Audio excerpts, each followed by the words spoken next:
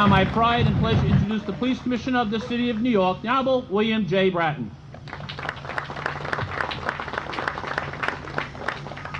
Before beginning my remarks, I would like to certainly extend, on behalf of the NYPD, the organization that I am so privileged to lead and speak for, to extend our sincere thanks to our colleagues from neighboring communities, many of whose officers served here at this site 14 years ago, to our colleagues from around the world. We have representatives from Germany, from the Netherlands, from Monaco, from France.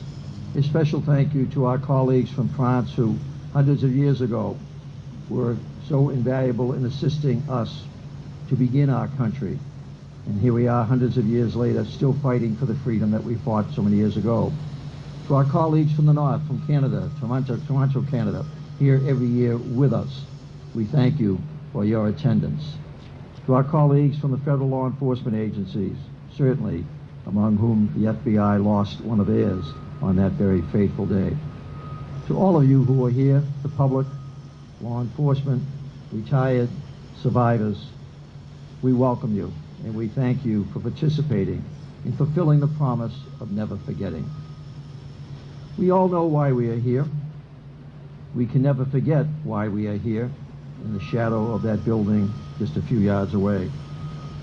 It's because of a promise that we make to those who swear the oath. We will never forget you. On Tuesday, I gave testimony in Foundation Hall of the 9/11 Memorial and Museum, directly across the street from where we stand, before representatives of the U.S. Congress Homeland Security Committee. There's a wall there. It's a wall that still weeps. It holds back a river so that a city can move on with businesses and people and commerce and lives. But yet it weeps. We are like that wall. Survivors, family members, police, members of the military as represented by our Marine Corps band. We hold back a tide that might otherwise overwhelm this city, that might otherwise overwhelm our country, that might otherwise overwhelm the free world. We keep people safe as they go about their business, in their commerce, in their lives. On a different wall in the museum, one that does not weep, there is a quote from Virgil: "No day shall erase you from the memory of time." These names, etched in stone behind me, shall never be erased. Not from our hearts, not so long as anyone wears the blue, and never from our memories. There are too many names, that's true, with more with each passing year being added. Men and women who worked on that pile for many days and weeks and months, who many years later are once again casualties of the war that began on that day. But we know as cops that they will be joined by more and more and more. You know, the list will grow. And we will never forget them as their names are added to this wall also. Each day at their lockers, thousands of cops here in New York, surrounding communities around this country, around the world, here in New York and around the world. They suit up. They suit up to go in harm's way, never knowing what they may face when they go on patrol. They know why we are here. We know why we are here. May God bless the souls that bore these names on the wall behind me. May God bless the families who miss them. May God bless the men and women who still actively in this city, in this state, in this country, and around the world every day go forth to protect and to serve. And to the men and women of our armed services, thank you for the extra protection that you provide to ensure that in this war, that as we have prevailed in all other wars, we will win. We will never, never let the forces of tyranny and terrorism win. These lives will not have been sacrificed. They will have not been lost in vain.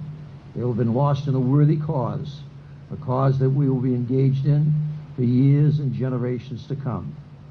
It's a fight that we must fight, and it's a fight that we will fight, and we will fight it to the end when we win.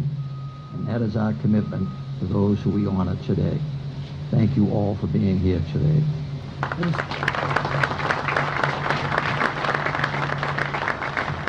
It is now my honor to introduce the President of the New York City Patrolmen's Benevolent Association, Patrick Lynch. Thank you, Sergeant. As we stand here today, I can't help but think what a different place this is, this holy spot, I believe. What a different place it was than September 11th.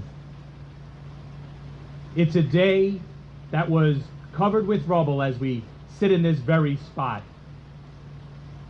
It was a day when people were running for their lives. It was a day that the world saw that while folks moved north, New York City police officers confidently moved south. Then we had law enforcement from this whole area join in that confident march south. And you saw men and women literally digging with their bare hands, trying to bring every last person home. And it didn't end there.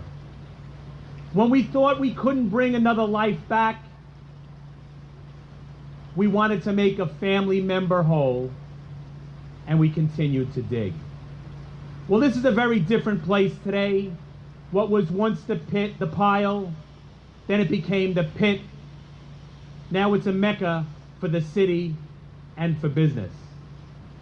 But what hasn't changed is the dedication of New York City police officers and law enforcement across this land. If that attack happened today, those same men and women would confidently move south. We lost 23 New York City police officers on that day, 37 Port Authority police officers, and 343 New York City firefighters. But we must not forget this. We've lost more police officers to illness since September 11th than we did that day. They too are heroes to the core. But who are also heroes are those men and women who, as we speak, are struggling with those illnesses. They too are heroes. As they sit on their couch and they struggle to breathe, every breath they take makes them a hero. Every minute they spent on this pile makes them a hero. But there's also this. There's some things that haven't changed. What hasn't changed is many of the faces that make that pilgrimage here today. Our brothers on Toronto, Jose, we met right there on that pile. They still come. The faces of our family members who still feel that profound loss, you're here as well. And many police officers from the agency that surround us. So tomorrow, I ask you to bear with us. Because we may not be as loud as we usually are. We may be a little quieter than we usually are. Because we're going to be remembering those police officers that we once stood next to, that now we don't. We're going to remember those brothers and sisters who are struggling to breathe. So I ask you to bear with us tomorrow as we may be a little bit sullen. But I ask you to do this as well. I ask you to say thank you. Ask you to say thank you to our military who are laying down their lives in the hopes that we don't have to here in our land. I ask you to say thank you to New York City police officers and law enforcement that'll be here tomorrow. I ask you to thank them for what they've done on September 11th. Because the change that hasn't happened, some of us may have been here. There'll be police officers that proudly wear the shield of a New York City police officer here tomorrow that may have been children back then. So let's thank those police officers for what they did on September 11th. Let's thank our police officers for what they do today. But equally important, let's thank our police officers for what they're willing to do tomorrow. God bless each and every one of you.